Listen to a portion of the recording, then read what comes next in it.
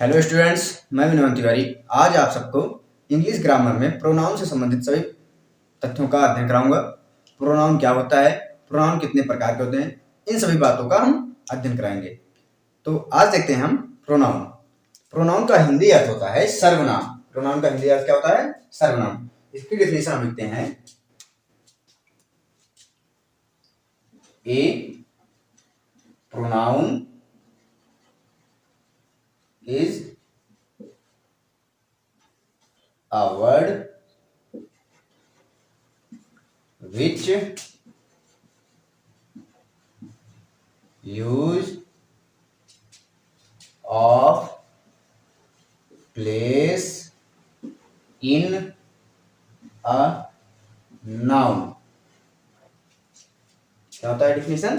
A pronoun is a word which use of place in a noun। Hindi में इसे हम लिखते हैं सर्वनाम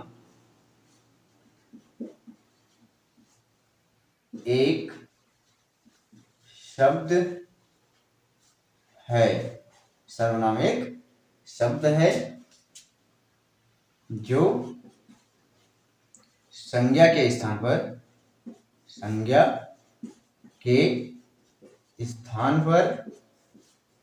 प्रयोग किया जाता है।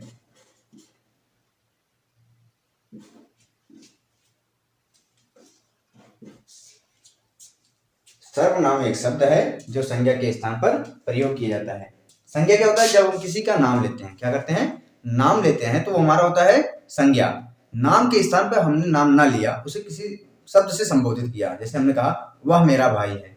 जैसे हमने कहा पहले राम मेरा भाई है, तो हमने राम नाम ना लेकर के हमने कह दिया वह मेरा भाई है। क्या कहा? वह मेरा भाई है। तो वह शब्द जो आया है वो हमारा क्या हो जाता है? प्रोनाउन, सर्वनाम हो जाता है। ठीक, तो प्रोनाउन का हमने लिखा भी है भाई।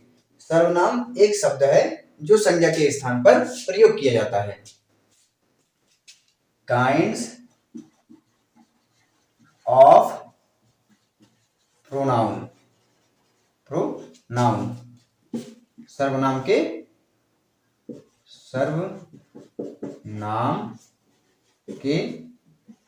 भाग या भेद। तो ये कितने होते हैं? 7 होते हैं। ये 7 भागों में बांटे गए हैं। कितने भागों में? 7 भागों में बांटे गए हैं। Number 1, number 2, number 3, number 4, number 5, number 6, number 7। तो ये 7 भागों में बांटे गए हैं। इनका हम नाम लिख देते हैं, उसके बाद इनकी डिफिनेशन पढ़ते हैं। Clear?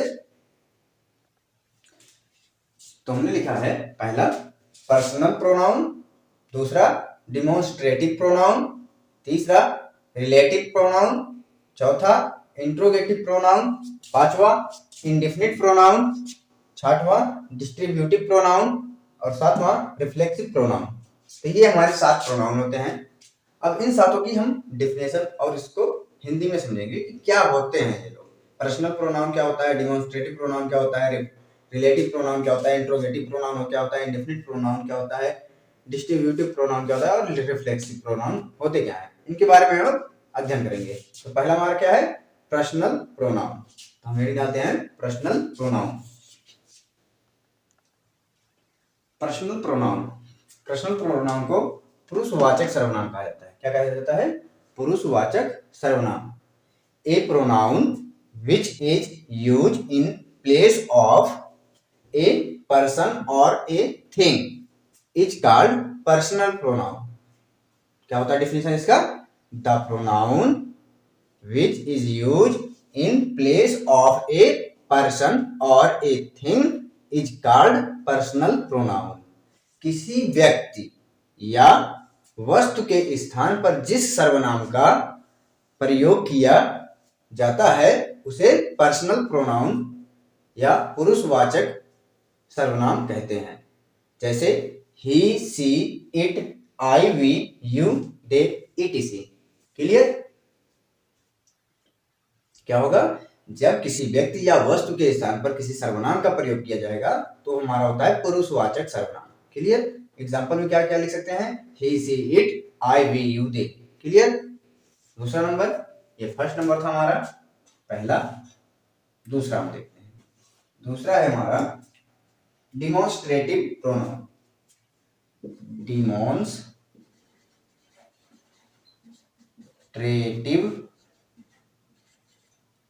Pronoun. Demonstrative pronoun demonstrative pronoun को बोलते हैं हम निश्चयवाचक सर्वनाम। क्या बोलते हैं? निश्चयवाचक सर्वनाम। निश्चयवाचक सर्वनाम। निश्चयवाचक सर्वनाम। निश्चयवाचक सर्वनाम। अब इसकी डेफिनेशन हम लिखते हैं। तो डिमॉन्स्ट्रेटिव प्रोनाउन में हमने लिखा है the pronoun which point out a person और a thing is called a demonstrative pronoun.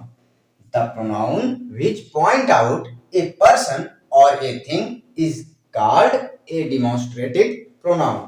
किसी व्यक्ति या वस्तु की ओर संकेत कराने वाले सर्वनाम को निश्चयवाचक सर्वनाम कहते हैं। क्या कहते हैं? जब किसी व्यक्ति या वस्तु की ओर संकेत कराया जाए, क्या करा जाए? संकेत करा जाए, तो होता है हमारा निश्चयवाचक सर्वनाम। इसका एग्जांपल हमने लिखा है this, that, this, those, etc। क्या होते हैं? This, that, this, those. Clear? Demonstrative pronoun का हिंदी अर्थ क्या होता है? निश्चयवाचक सर्वनाम।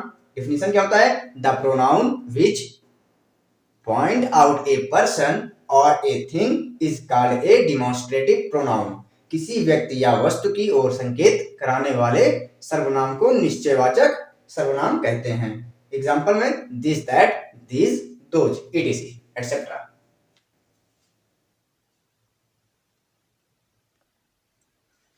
रिलेटिव प्रोनाउन संबंधवाचक सर्वनाम।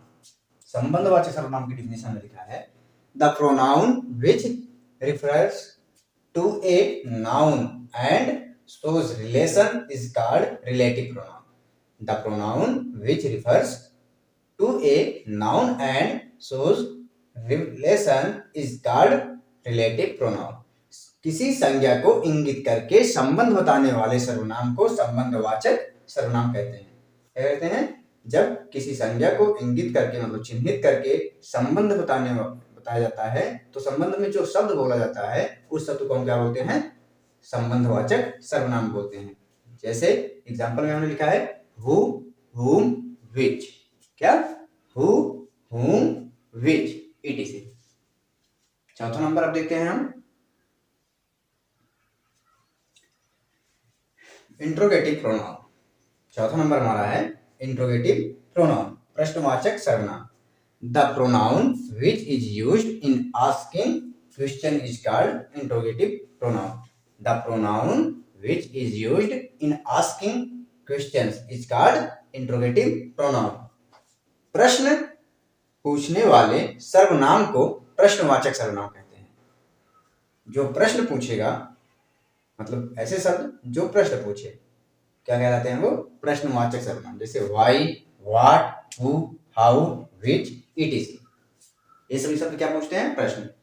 क्लियर? तो इस पॉइंट में हमने क्या पढ़ा? रिलेटिव प्रोनाउन और इंट्रोगेटिव प्रोनाउन। अगला नंबर हमारा है इंडेफिनिट प्रोनाउन। पांचवा नंबर हमारा क्या है? Indefinite pronoun.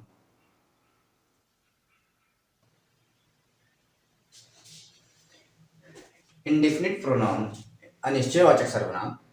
The pronoun which reference to some indefinite person or things is called indefinite pronoun।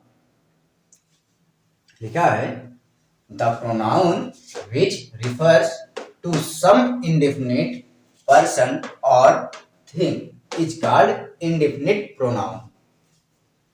अनिश्चित व्यक्ति या वस्तु का बोध कराने वाले सर्वनाम को अनिश्चयवाचक सर्वनाम कहते हैं। अनिश्चित व्यक्ति या वस्तु का बोध कराने वाला सर्वनाम क्या होता है? हमारा अनिश्चयवाचक सर्वनाम होता है। एग्जाम्पल में some, anyone, no one, etc। Clear? Indefinite pronoun का हिंदी अर्थ होता है अनिश्चित या अनिश्चयवाचक सर्वनाम। क्लियर? इसका डेफिनेशन हमने लिखा है, the pronoun which refers to some indefinite person और thing is called indefinite pronoun. अनिश्चित व्यक्ति या वस्तु का बोध कराने वाले सर्वनाम को अनिश्चयवाचक सर्वनाम कहते हैं। एग्जाम्पल में लिखा some, anyone, no one, etc। Number 6 हमारा है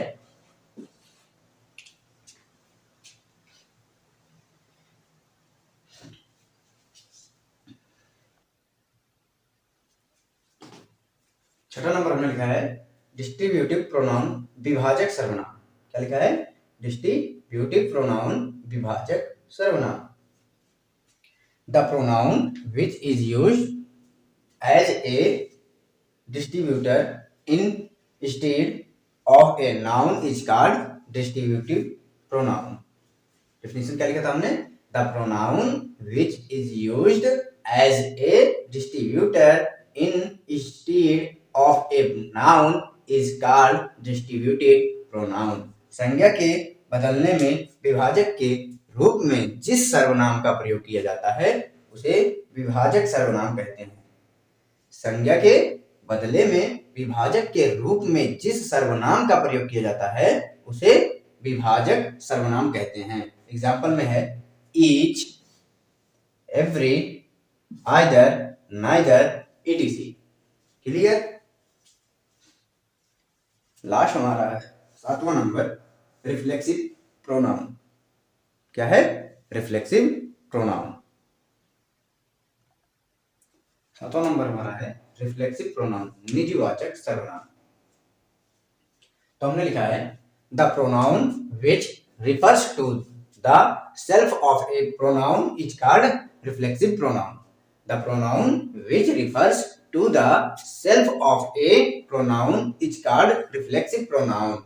किसी सर्वनाम का स्वयं को बोध कराने वाले शब्द को, किसी सर्वनाम का स्वयं को बोध कराने वाले शब्द को निजवाचक सर्वनाम कहते हैं।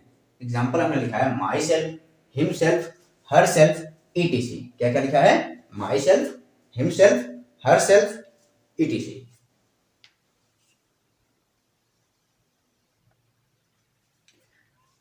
प्रोनाउन से संबंधित हमारा टॉपिक है पर्सन। पर्सन मतलब होता है पुरुष। पर्सनल प्रोनाउन के 3 पर्सन्स होते हैं। पहला होता है फर्स्ट पर्सन, प्रथम पुरुष, सेकंड पर्सन मध्यम पुरुष, थर्ड पर्सन अन्य पुरुष। तो इनके बारे में हम जानते हैं। प्रथम पुरुष क्या होता है, मध्यम पुरुष क्या होता है, अन्य पुरुष। First person, second person, third person होते क्या हैं, इनके बारे में हम समझते हैं। तुम्हारा टॉपिक है फर्स्ट पर्सन।